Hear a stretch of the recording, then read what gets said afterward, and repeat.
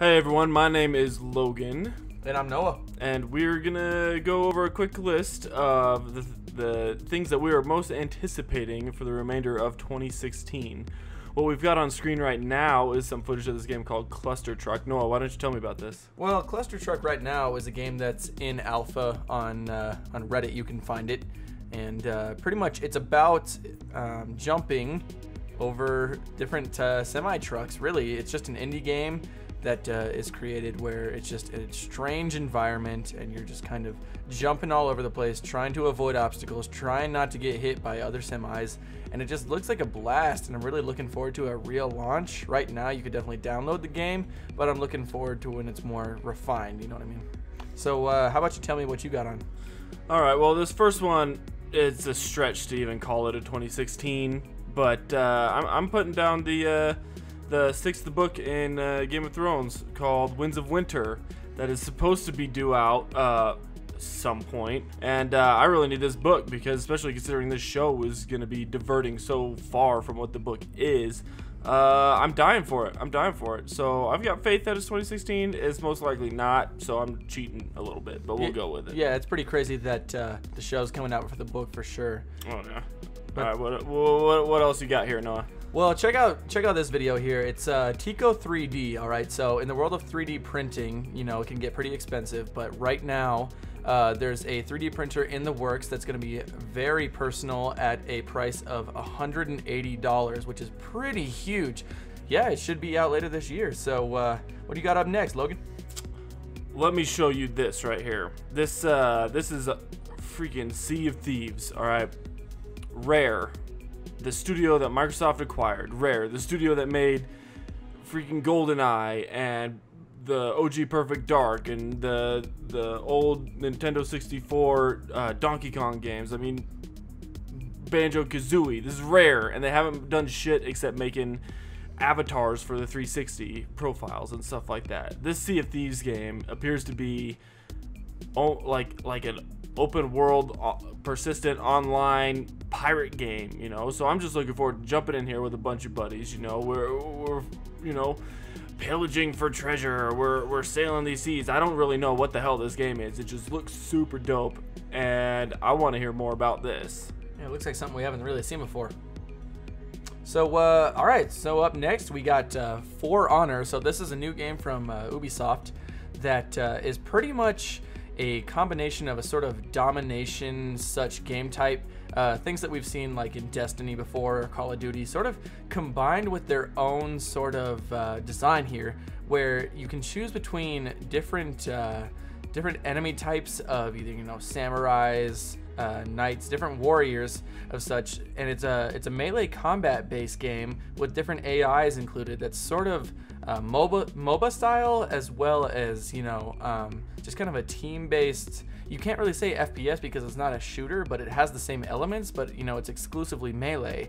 But this is really something new that we've seen from Ubisoft that just really has sparked my interest.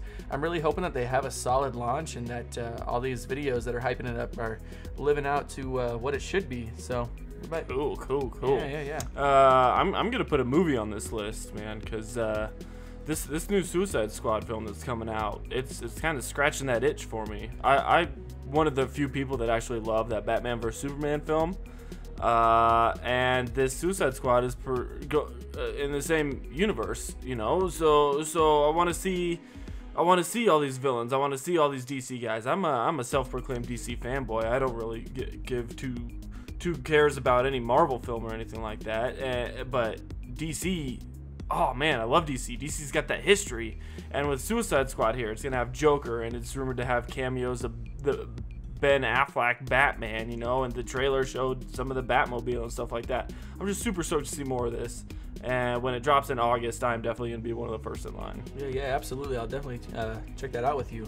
I'm pretty guilty here. I have my third video game up here for what I'm looking forward to. I got Hot Lava, which is another indie game.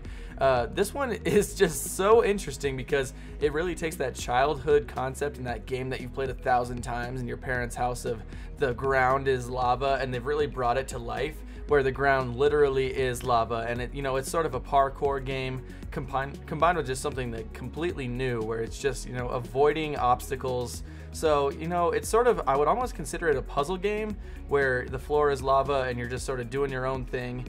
And this got passed up through Steam Greenlight, actually, to where everybody kind of showed an interest, and the developer's working on putting it up into Steam now. So it should be out pretty soon. No release date announced yet, but I'm really looking forward to playing it just to try it out. Yeah, that's an interesting concept for sure. I'm tossing the Witcher 3's expansion, Blood and Wine. Witcher 3, that game, my god, it got so many accolades, so many awards, and rightly so, because it was phenomenal.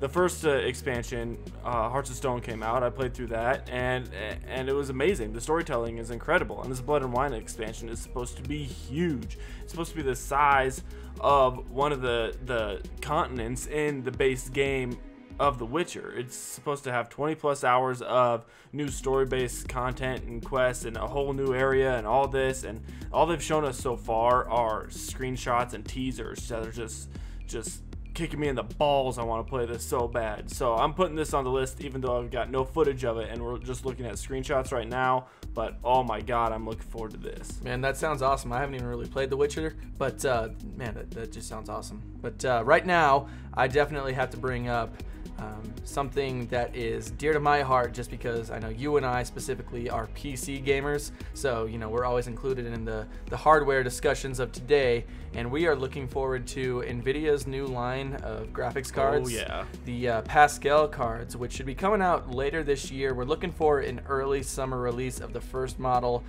Is this gonna bring 4K gaming more in line then? Is like actually a thing for PC gamers? Oh yeah, we're getting real close to having a single graphics card to run some 4K gaming for sure. Awesome. All right, so this last one is kind of all over the place. It's not a single thing because I'm putting shooters. We've got so many phenomenal first-person shooters due out. I'm putting Titanfall 2. We're gonna see more on that here at E3. I'm putting Battlefield 5, which is the rumored title, but they're about to show us the announced trailer for all that business. I'm putting Call of Duty. That new one has me super interested, but the remaster of Call of Duty 4 has me stoked. We're gonna see whatever this next Destiny expansion is. I freaking love Destiny and I want more of it. I'm not playing it right now, but oh man, we've got so many phenomenal AAA shooters that are due out by the end of this year that I need to get my hands on them. Logan, very rarely I'm thinking about the future. Normally I'm thinking about the right here and now, but after talking about this with you, I'm really looking forward to what we have left to offer here in 2016. It's gonna be a great year. Oh yeah. All right, everybody. Once again, my name is Logan. And I'm Noah. And we'll see you around.